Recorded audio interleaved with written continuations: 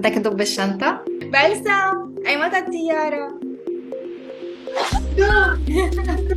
ثانك يو، هاجز وكسز وكل شيء لإلك وللتيم. بدي رحب بإلسا خليل. يسعد صباحك إلسا وأهلا وسهلا فيكي. ثانك يو ميرفت. موضوع العلم والدراسة هو موضوع أساسي بحياة كل حدا فينا. أكيد. Oh, there she is. Hello, Elsa. ده حلم وعم بيصير حقيقة.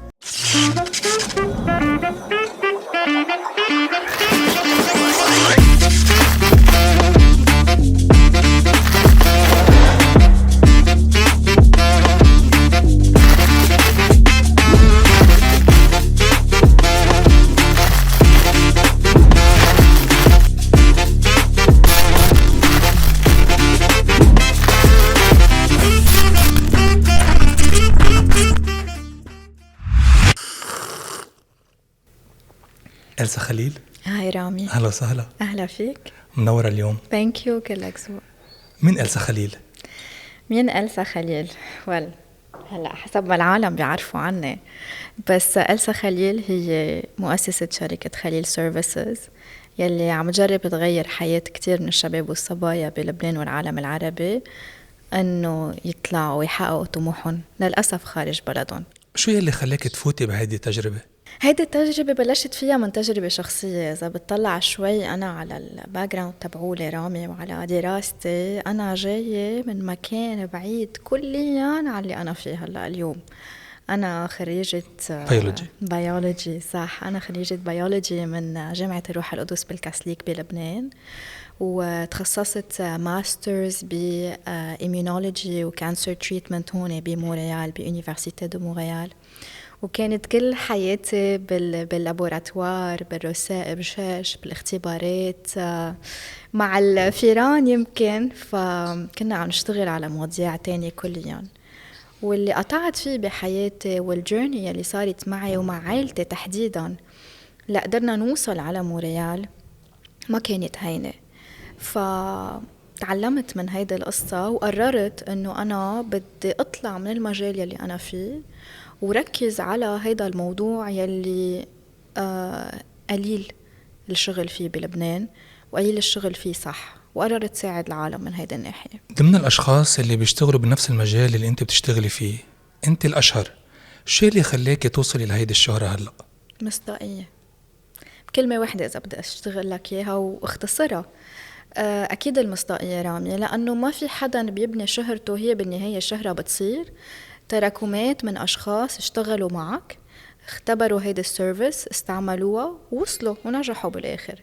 فلما عم تبني مصداقية صالحة وعم تلاقي results at the end، عم تشوف انه هالشهرة عم تكبر. لما عم توصل المساج صح، عم تعطي المعلومة الصح، عم تساعد قد ما فيك. صدقني رامي، منا بس بزنس، يعني اللي بيعرفني عن قرب واللي بيشتغلوا معي عن قرب بيعرفوا كتير منيح انه نحن مش بس بزنس. يا ما في ناس بيجوا لعنا على المكتب مش قادرين حتى يدفعوا كلفة الاستشارة او يدفعوا كلفة الملف وبدهم يفلوا وعندهم الكفاءات يفلوا، فعم نساعدهم يمكن ايام بلا ما نشرج ولا اي شيء. فالمصداقية والشغل بإنسانية خلى هيدا الشهرة تنتشر كتير. وكيف كانت هالبروسيجر معك؟ البروسيجر كانت حلوة. إذا أنا بدي أطلع على المستوى الشخصي ومستوى العائلة، يعني بدي أقول أنه النقلة على كندا ما كانت هينة، وللأسف يعني عانينا كتير وأهلي تعبوا كتير لحتى قدرنا نوصل على كندا بهيدي الطريقة. فبروسيجر على الصعيد الشخصي ما كانت هينة، بروسيجر الشغل كمان ما كانت هينة. يعني كسيدة أعمال بعمر جدا صغير بلبنان بمجتمع شرقي ما كانت هينة أبداً، بس الحمد لله we did it. منشوفك بالفيديوز بتخبري العالم أنه انقبلتوا. مزبوط. أوكي، شو بيكون شعورك أنت عم تخبرين هالخبرية؟ ليك شعور عن جد ما بعرف كيف بدي أوصفه، لأنه مع كل شخص قدم عنا في قصة. وأنا برجع للقصة من أول نهار. هيدا الشخص يا قعد معي in person بالمكتب بلبنان أو كان الميتينج أونلاين، وإجا قال لي أنا قررت بدي أطلع أعمل هالاختصاص برا، بدي أعمل هيدا الشيء، بدي غير حياتي. ووثق فيي وقدم لي وراءه، حط كل مستقبله بتصرفي وتصرف الأكيب العمل تبعولي. فحلو بعد كم شهر ومنا مدة طويلة، يعني أغلبية الملفات عم تخلص بكم شهر، تجي تشوف إنه أنت حققت له حلمه. هيدا حلم حياة، يعني مش إنه قدرنا نشتري له شيء أو زبطنا له شيء أو حيكنا له فستان.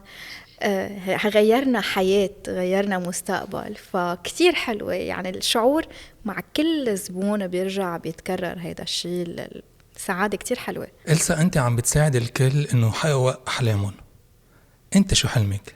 هلأ في كتير أحلام بالحياة، في كتير طموحات. في بتعرف كل سنة مع بداية كل سنة منحط هالليست of goals that we want to achieve بالسنة. ما في حلم معين تحديدا عبالي يتحقق. يمكن على المدى القريب اللي بدي اياه يصير، عبالي تروق الأوضاع شوي بلبنان، لأنه قد ما نكون نحن عايشين بالغربة، بالنا ببيروت وبينا بلبنان، والأوضاع كلها ان جنرال اللي عم بيصير. وحتى أنا يعني أنا شغلي تحت موظفيني، تحت فريق العمل، بوعى معهم كل يوم على توقيت لبنان، يعني 4 الصبح 5 الصبح بلش شغل معهم. هالتوتر يلي عم نعيشه مع الأوضاع الأمنية والاقتصادية وكل شيء عم بيصير، يمكن عن جد الحلم واللي عبالي يصير هلأ هو شوية سلام بالمنطقة وببلدنا. يعني أكيد كلنا بنتمنى هذا الشيء. قد ايه عم تحطي مجهود انت عم تحضري كل هالامور؟ كتير رامي، ما في شيء بلا مجهود وبلا تعب. ما في حدا بيوصل، يعني منا كبسة زر ومنا حظ. ففي مجهود كبير، في شغل، في تعب، في سفر، في ليالي ما بتقدر تنام فيها، في طيران طويل، في بعد عن الناس اللي بتحبون، في اشتياق، في تضحية على المستوى الشخصي لتقدر تعطي لشغلك. في كتير وفي بتسمع انتقادات. يعني منه هين الواحد يمشي بأي مجال عمل تينجح، بده يمرق بكل هول الصعب، بس بالآخر النجاح اللي بيوصل له هذا الشيء بيكون rewarding. كل إنسان بده ينجح، بتتقدم له فرص بالحياة. شو لازم الإنسان يعمل تياخد هالفرص؟ أول شيء يوثق بحاله. الثقة بالذات هي اللي رح تخولك تبلش تلقط الفرصة. الفرصة رح تمرق قدامك، ونحن ياما بنهارنا بتلمع براسنا كذا فكرة، عبالنا نعمل هيك وعبالي افتح هيك، ومندق لأول شخص بيطلع عبالنا نخبره الخبرية. يمكن يجي فرصة قدامنا، شخص يقلنا أوكي أنا بساعدكم، يمكن شخص يقلنا برافو وثقوا بحالكم وكفوا. إذا ما عنا ثقة بالحال بالذات ما فينا نخطي أول خطوة. بدنا نآمن بحالنا بالأول إنه إحنا قادرين، قبل ما نشوف شو الأند جول اللي رح نوصل له. إحنا قادرين نبلش. بيقولوا لك مشوار 1000 ميل بيبدأ بخطوة. أول خطوة نوثق بحالنا. إذا قدرنا نوصل لهذا الشيء منقلع. في أشخاص كتير بتمرق بحياتهم فرص معينة بس ما بيستغلوها. صح. ليه؟ بيخافوا. الخوف هو أكبر عدو للإنسان، لأنه أوقات بيكونوا خايفين من الفشل، أو إنه إذا أنا ما نجحت شو الرد السلبي لهيدي التجربة. انتبه، الفشل منه شيء غلط. كلنا فشلنا بحياتنا، مش يعني أنا توصلت لهون يعني ما قطعت بفشل أبدا، بالعكس كلنا قطعنا بأمور كتير. بس الواحد يتخطى هيدا المشكلة والواحد يفشخ هيدا الفشخة، لازم يطالع، يدرس، يجتهد. لما نقول نجتهد يعني نقرأ، نطالع، نتعلم. فايتين ببروجي جديد ما بنعرف شيء عنه، ندرس. مش غلط، يعني نحن ما بنتعلم كل شيء بالمدرسة ولا كل شيء بالجامعة. مالك أنا تخصصت بشيء وفتحت شيء تاني كليا، ما كبيت حالي بسوق العمل قبل ما دارس. ادرس كتير منيح وطالع واتعلم وأقرأ وقارن مين عم يشتغل بهذا المجال غيري، كيف عم يعملوا، شو الطريق الصح، وكيف فيه اتميز عن غيري. لما بتعمل هالبزنس بلان at the end، إن كان عم تفتح بزنس ولا عم تفوت بشغل جديد، لما بتعمل البلان تبعولك صح وبتدرس صح، بتعمل دفوارك الهومورك تبعولك، قد ما اجى الفشل ما رح يجي الفشل مأذي مثل شخص عم بيفوت على تجربة ما بيعرف شي عنها. فيمكن أنا بقول الجهل هو العدو الأكبر من الفشل. الفشل رح يعلمنا it's a better experience، بس الجهل كتير صعب. قد ايه بتحسي حالك مستقلة؟ يعني بمعنى انه انت ملمة بكل الجوانب يلي بتتعلق بشغلك. الاستقلالية شيء كتير مهم، وخاصة بمجال عملي. أولا لأنه بيتضمن كتير سفر وكتير تنقل بين البلدان بفترة زمنية كتير قصيرة. فأكيد عندي الثقة الكاملة بالأكيب تبعولي يلي عم يشتغل بلبنان، بس كمان بحب كون على اطلاع بكل شيء عم يمرق بشغلي. at the end هيدا شغلنا وريبيوتيشن تبعولنا. ومثل ما أنا بلشت لحالي بالأول اشتغل كل الملفات from A to Z، بعرف الملفات كيف بتمشي، فعندي هالكونفيدنس بالتيم تبعولي، بس كمان بقدر أعرف كل شغلة بشغلة، ولا أقدر طور بدي يكون عندي هالاستقلالية وهالفيجن لأقدر طور هيدا البزنس أكتر. وعلى الصعيد الشخصي أكيد الاستقلالية كتير مهمة، لأقدر يكون عندك الريفلكشن، يعني هالوقت لتقدر تفكر وتطلع على مستقبلك، مستقبل شغلك. أكيد الاستقلالية مهمة وموجودة، بس طبعا ضمن حدود. وكيف ممكن الإنسان يوصل لهيدي الاستقلالية ضمن مجال شغله؟ لما بتبلش تعمل delegation بالشغل، وخصوصي لما شخص يبلش يكبر ويعطي أمور لغيره ويستلم مسؤوليات، يوثق بأشخاص، لأنه انتبه بدومين شغلنا كمان صعب توثق بناس، وخصوصا نحن we're offering a service. فالحمد لله كنت I was blessed إنه كان عندي ناس محاوطيني بالشغل وبيشتغلوا معي بفريق العمل بقدر أوثق فيهم كتير، وقدرت أعمل delegation. لما بتعمل delegation من الديلي تاسكس، وهيدا أكيد يعني قطعت من خلال بزنس كوتش ساعدوني لأوصل للي أنا فيه، بنقدر نكبر وبنقدر نصير نفكر on the business مش in the business. فبتوصل لهيدا الاستقلالية، بتبلش تعمل ريفلكشن كيف بدي طور الشغل تبعولي، كيف بدي انتقل لغير ماركتس، افتح بغير بلدان. وهذا اللي صار معنا، يعني احنا هلأ صار في عنا مكاتب بدبي وبهون بكندا، وهلأ عم نفوت على السوق السعودي. فهذا الاستقلالية خلتنا نتطور أكيد. وكيف تختاري فريق العمل؟ في مهارات أكيد أساسية لازم تكون موجودة، في language skills لازم تكون موجودة لأنه إحنا عم نتعامل مع دول برا. بس كمان بتعرف إنه الصدفة ثاقبت إنه فريق العمل كيف صار موجود عندي هي ناس عن جد بعرفهم من زمان. خبرية صارت معنا إنه أنا لما الشغل تبعولي بلش يكبر وصرت بحاجة عن جد إنه ناس يجوا يساعدوني وأوثق فيهم كتير.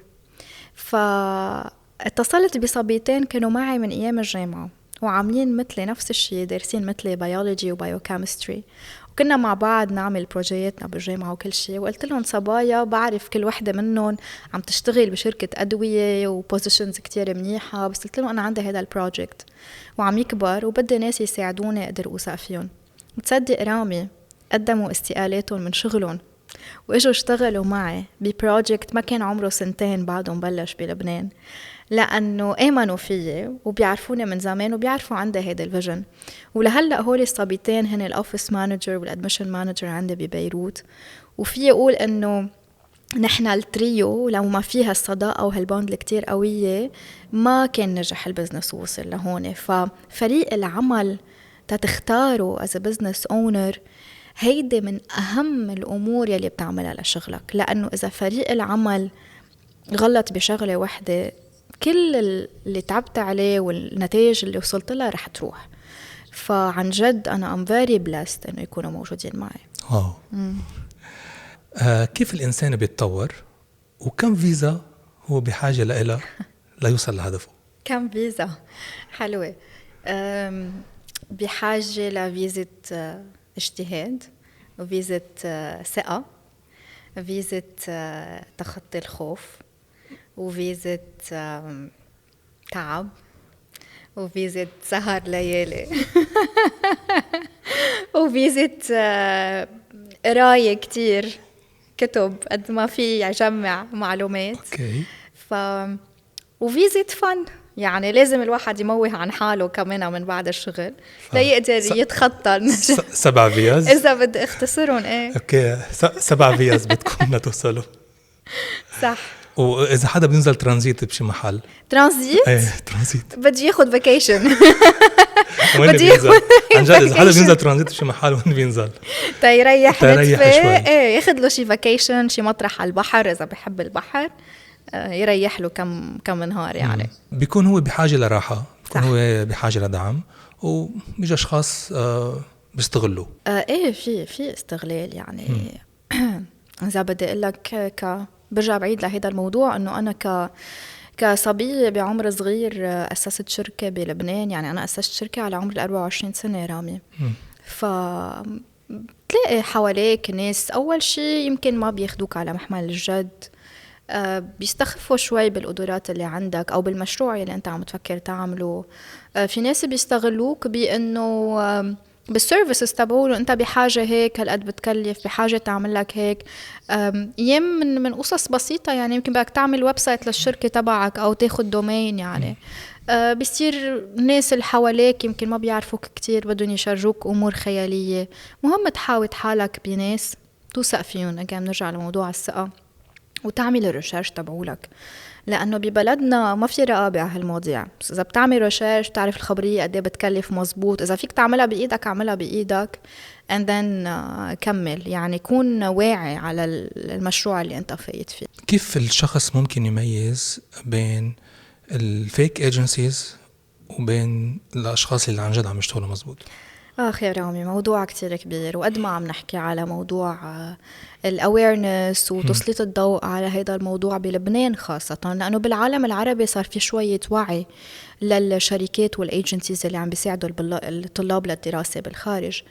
فبلبنان للأسف ما في عنا رقابة على هذا الموضوع. ويعني يا ريت بتمنى إن شاء الله ما بعرف من خلال هذا البودكاست أو يوصل أي مساج يمكن وزارة التربية بلبنان لحتى عن جد تعير هذا الموضوع اهتمام. لأنه بآخر 5 سنين يعني إذا عم نركز على الموضوع، موضوع الدراسة بالخارج صار أساسي بكل بيت بلبنان. كل شاب وصبية عم بيفكروا يطلعوا يتخصصوا برا ليفتحوا قدامهم أبواب جديدة، وعم يعلقوا بإيدين ايجنسيز وأشخاص ما بتعرف مين هي، فاتحة مكاتب ما بتعرف وين وهمية، بيقولوا نحن منقدم لكم، نحن منجيب لكم فيزا جارنتيد وعلى ما بعرف أي بلد، وبيكونوا حتى هن مش زايرينه لهذا البلد اللي عم يبعتوا عليه طلاب، أو جامعة يمكن بتكون جامعة مش موجودة من أساسها، وعم ياخدوا مبالغ مالية وعم بيعرضوا الطلاب لريجكشن على الفيزا. يعني نحن عم نشوفها كرمال كندا بيقدموا لهم ملفات ناقصة وغلط وبيعرضوا هالطالب لأنه تنرفض فيزته. هذا الشيء بيأثر لبعدين لأنه بتضل بالريكوردز تبعه. فإيه أكيد لازم يتأكدوا إنه هذا المكتب عنده الرخصة وعنده الصلاحية ومسجل بلبنان ومسجل بالبلد اللي هو عم يبعت الطلاب عليه، وعنده الآيسف سيرتيفيكيشن اللي هي بتعطينا رقم إنه نحن وين فينا نبعت الطلاب وعلى أي بلد مخولين نبعت الطلاب. لازم يتأكدوا who's the owner، يعني يعرفوا مع مين عم يتعاملوا، إذا لحقوا صار في أي مشكلة مين بدهم يلاحقوا. كيف ممكن يتأكدوا من هالتفاصيل كلياتها؟ أسهل طريقة أسهل طريقة أنه يكون في ويب سايت في معلومات موجودة أونلاين. أسهل طريقة يطلعوا يزوروا هالمكتب يتأكدوا من الرخصة. يعني الرخصة نحن عنا بالمكتب حاطينا أول شيء رخصة الآيسف والشهادات يلي بناخدها من كل جامعة بنشتغل معها، في لازم يكون في رخصة. فيهم يتواصلوا مع الجامعة دايركتلي ويتأكدوا أنه هل هيدا الأيجنت بيشتغل معكم صحيح. ففي كذا due diligence يعني تنعمل بالأول لحتى يقدروا يعرفوا هل بنوصل، لأنه عم ينحط مبالغ at the end.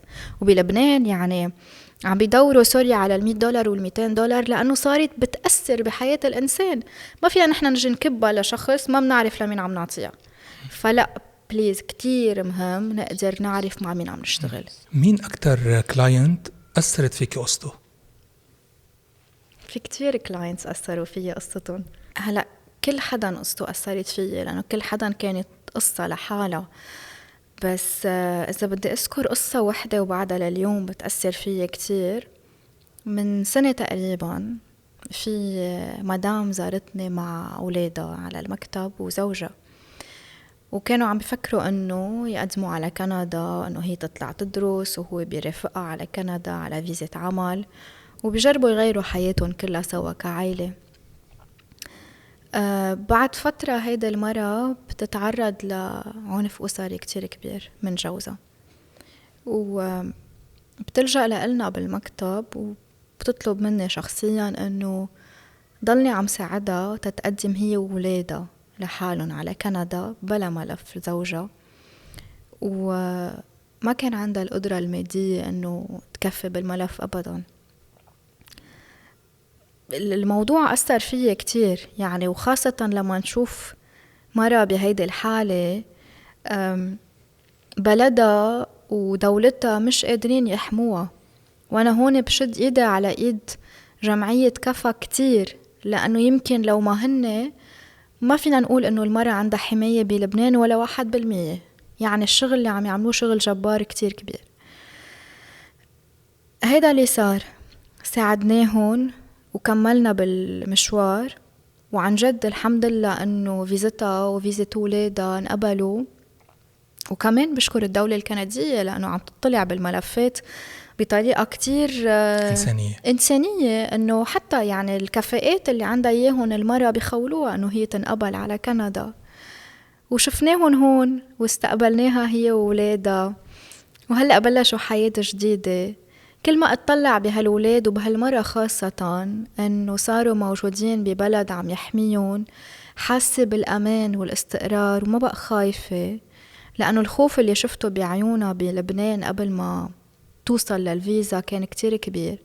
فبقول الحمد لله إنه نحن عملنا شيء يمكن نقطة ببحر هالقصص كلها اللي عم بتصير، بس الحمد لله قدرنا أمنا هالأمان ووصلنا هالعائلة لتكون محمية. وللأسف يعني للأسف بعدنا عم نشهد كل يوم بلبنان على هالنوع من العنف. قديش شغلك فيه إنسانية؟